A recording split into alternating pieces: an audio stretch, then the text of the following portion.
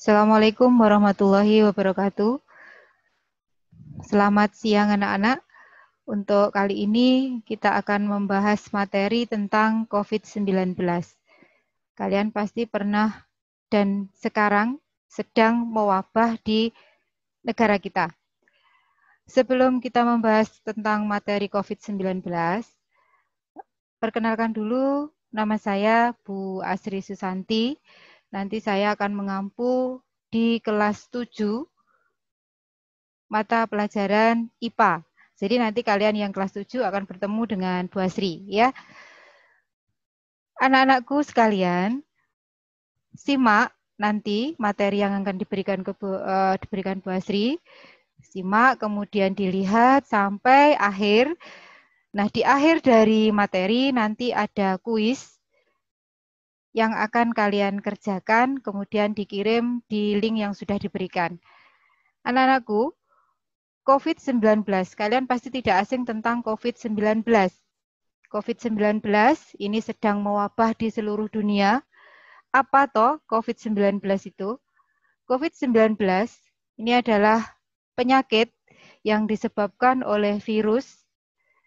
Namanya virus Severe Acute Respiratory Syndrome, coronavirus. Atau biasanya kalau kalian menyebut virus corona. Nah ini, virus corona atau biasa disebut dengan COVID-19 ini dapat menyebabkan gangguan sistem pernafasan, mulai dari gejala ringan seperti flu, hingga infeksi pada paru-paru atau disebut dengan pneumonia. COVID-19 atau disebut dengan coronavirus ini merupakan jenis penyakit baru yang disebabkan oleh golongan coronavirus atau SARS-CoV-2 yang juga sering disebut dengan virus corona. Kasus pertama kali penyakit ini terjadi adalah di kota Wuhan, Cina, pada akhir Desember 2019. Nah, pada akhir Desember itu, COVID-19 dia akan menular antar manusia dengan sangat cepat dan menyebar ke puluhan negara, termasuk Indonesia, anak-anak. Hanya dalam waktu beberapa bulan. COVID-19 ini merupakan kelompok virus yang nanti menginfeksi sistem pernafasan. Biasanya, infeksi pernafasannya bisa berupa ringan sampai sedang, seperti flu, tapi bukan flu, dan juga menginfeksi paru-paru pada manusia. COVID-19 ini nanti awalnya di Wuhan itu ditularkan dari hewan ke manusia. Kemudian setelah itu ternyata infeksi ini nanti atau virus ini nanti bisa menular dari manusia ke manusia. Nah, penularannya ada beberapa cara.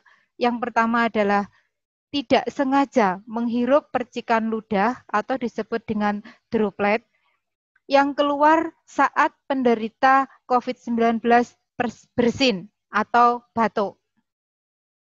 Yang kedua, memegang mulut, hidung, atau mata tanpa mencuci tangan terlebih dahulu, sehingga menyentuh benda yang terkena droplet tadi. Yang ketiga, kontak jarak dekat. Jadi jaraknya itu kurang dari 2 meter, dia akan bisa menular tanpa menggunakan masker. Nah ini anak-anak, jadi COVID-19 ini gampang sekali proses penyebarannya sehingga bisa menjadi wabah seperti sekarang ini atau disebut juga dengan pandemi. Anak-anakku sekalian, COVID-19 ini nanti dapat menginfeksi siapa saja, dari mulai balita sampai ke manula. Tetapi efeknya lebih berbahaya atau bahkan fatal bila menyerang orang lanjut usia atau orang-orang yang sudah tua, sudah umur 60 ke atas, ya. Ini bisa lebih cepat menyerangnya. Kemudian ibu hamil, perokok, dan penderita penyakit tertentu penyakit bawaan, misalnya diabetes mellitus atau kencing manis, kemudian sakit jantung. Nah, ini bisa secara cepat menyebar ke penderita. Kemudian yang terakhir adalah orang yang daya tahan tubuhnya lemah. Jadi sistem kekebalan tubuh, imunitas tubuhnya lemah, maka COVID-19 ini sangat cepat menyerang. Karena mudah menular, maka penyakit ini juga akan berisiko tinggi. Kepada siapa, Nak? Kepada para tenaga medis yang merawat pasien COVID-19. Sehingga tenaga medis itu harus menggunakan alat pelindung diri atau disebut dengan APD untuk melakukan kontak langsung dengan pasien. Nah, ini yang membuat COVID-19 itu menakutkan. Karena apa? Kalau dia melakukan kontak langsung tanpa menggunakan alat pelindung diri, maka dia akan cepat sekali tertular.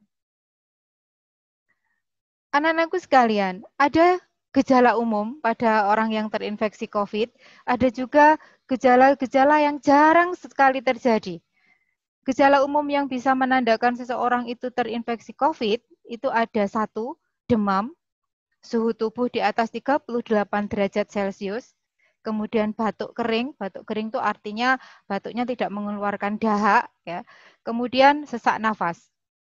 Nah, selain itu gejala umum itu tadi, ada gejala-gejala yang jarang sekali terjadi tetapi bisa muncul pada saat dia terinfeksi COVID-19. Contohnya, mudah lelah, nyeri otot, kemudian sakit tenggorokan, mual, diare, bersin-bersin, pilek, kemudian yang terakhir adalah hilangnya kemampuan mengecap rasa atau mencium bau. Jadi, lidah itu tidak bisa merasakan, hidung tidak bisa membau. Itu yang gejala jarang sekali terjadi, tetapi bisa muncul pada saat orang itu positif COVID-19. Nah, gejala COVID-19 ini nanti muncul dalam 2 hari sampai 2 minggu setelah seseorang terinfeksi virus COVID. Pada beberapa penderita, COVID dapat tidak menimbulkan gejala sama sekali, anak-anak.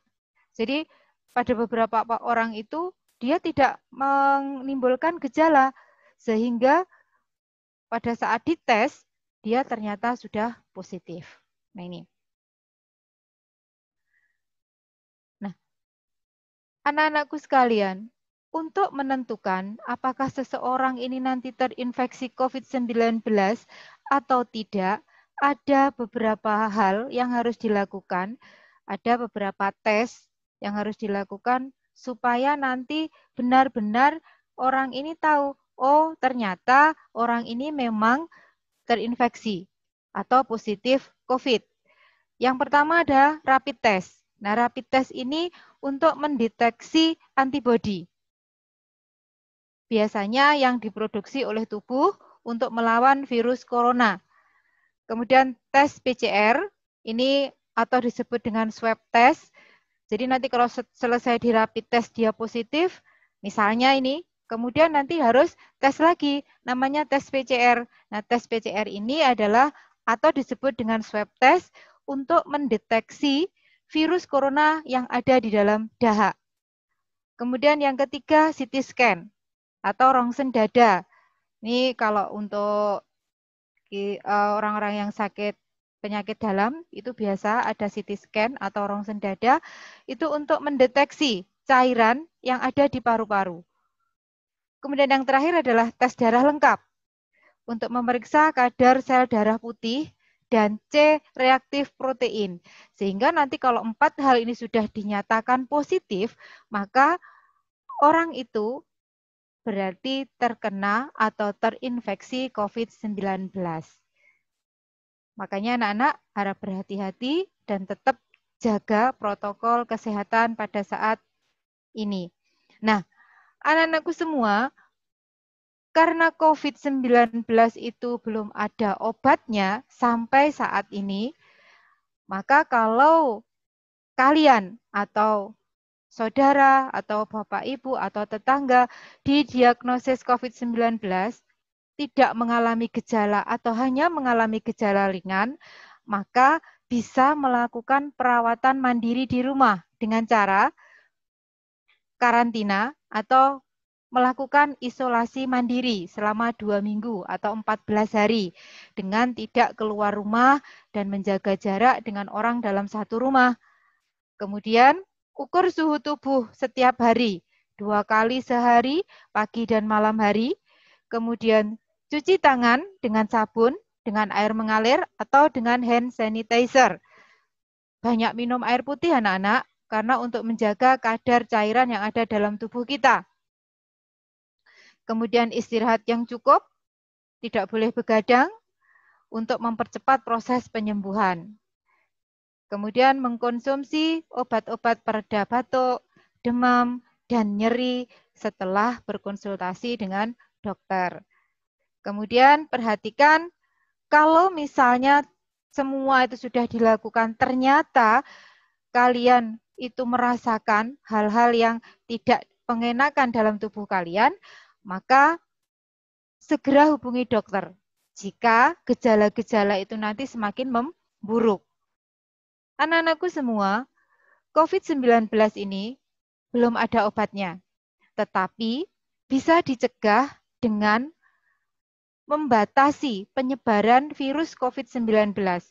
Nah, pencegahan COVID-19 ini nanti ada beberapa hal. Yang pertama adalah diterapkannya physical distancing, yaitu menjaga jarak minimal 2 meter dari orang lain. Dan jangan dulu keluar rumah kecuali ada keperluan mendesak. Apalagi rame-rame ke mall. Nah, ini tidak diperbolehkan. Ya. Kemudian, kalau kalian kemanapun beraktivitas di tempat umum atau di keramaian atau pas naik sepeda motor, mau ke pasar, mau berbelanja bahan makanan, mau belanja bahan-bahan untuk proses pembelajaran kalian, misalnya mau beli buku, mau beli pulpen, itu harus menggunakan masker. Kemudian rutin mencuci tangan. Sekarang ini dimanapun berada, misalnya di supermarket atau di pasar-pasar, itu sudah ada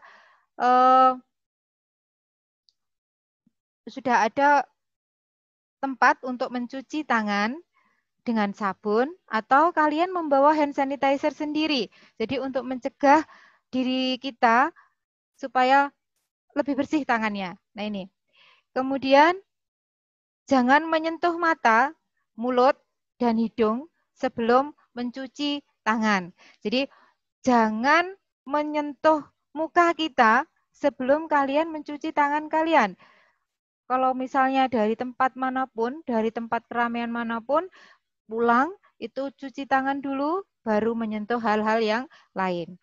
Kemudian yang selanjutnya adalah meningkatkan daya tahan tubuh dengan pola hidup sehat. Jadi meningkatkan imunitas tubuh kita dengan cara pola hidup sehat, yaitu makan makanan yang bergizi, kemudian yang banyak mengandung vitamin C, vitamin E, kemudian nanti juga vitamin A, B, dan satu lagi, olahraga teratur. Nah ini akan meningkatkan daya tahan tubuh.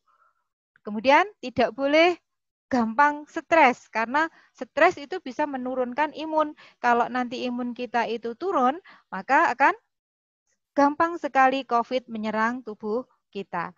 Kemudian hindari kontak dengan penderita COVID. Jadi misalnya ada tetanggamu, ada saudaramu, kemudian dicurigai terinfeksi COVID, atau sedang sakit demam, batuk, atau pilek, maka hindari dulu kontak langsung. Kontak langsung itu misalnya datang ke rumahnya, atau kalian pada saat itu sedang main berdua atau bersama-sama, itu hindari dulu. Ya. Jadi kalau memang ada lingkungan sekitarmu ada yang dicurigai positif, benar-benar positif COVID-19, maka kalian harus menghindari kontak dengan penderitanya. Kemudian tutup mulut, ya, tutup mulut, kemudian hidung dengan tisu pada saat kalian terserang batuk atau pada saat kalian bersin. Kemudian buang tisu tersebut ke tempat sampah. Jangan batuk atau bersin dihadapkan ke temannya. Nah, ini tidak diperbolehkan. Karena apa? Virus itu bisa menular melalui kontak langsung. Seperti tadi, kalau bersin langsung kamu di depan temanmu kamu bersin atau kamu batuk, maka dia akan tertular. Nah, ini tutup pada saat bersin atau pada saat batuk. Kalau tidak ada tisu, tutup dengan tanganmu sendiri. Setelah itu baru dicuci tangannya, ya. Yang terakhir adalah jaga kebersihan benda yang sering kalian sentuh dan kebersihan lingkungan, termasuk kebersihan rumahmu, anak-anak. Paling sederhana adalah kebersihan kamar tidurmu sendiri-sendiri, ya. Jadi kalau disuruh Bapak Ibu, orang tua untuk membersihkan rumah, membersihkan kamarmu, dibersihkan. Karena apa? Menjaga kebersihan benda yang sering kita sentuh. Misalnya kita di rumah itu mau menulis, mau mengerjakan, itu kan menyentuh benda-benda yang sering kita gunakan. Nah, itu harus dibersihkan.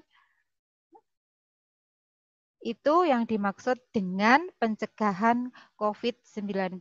Jadi, karena COVID ini, sekali lagi saya tekankan, COVID-19 ini belum ada obatnya, anak-anak.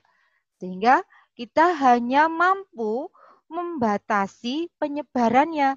Nah, dengan cara itu tadi, beberapa hal yang sudah Bu Asri sampaikan tadi adalah membatasi penyebaran COVID-19. Anak-anakku semuanya, materi dari Bu Asri sudah selesai. Kemudian kalian tetap di rumah, jaga kesehatan, pola makan yang bagus, kemudian jangan lupa olahraga, walaupun belajar dari rumah, kalian harus tetap semangat. Terima kasih, semoga bermanfaat untuk kalian. Jangan lupa nanti mengisi kuis setelah materi dari Bu Asri. Ya, terima kasih. Assalamualaikum warahmatullahi wabarakatuh.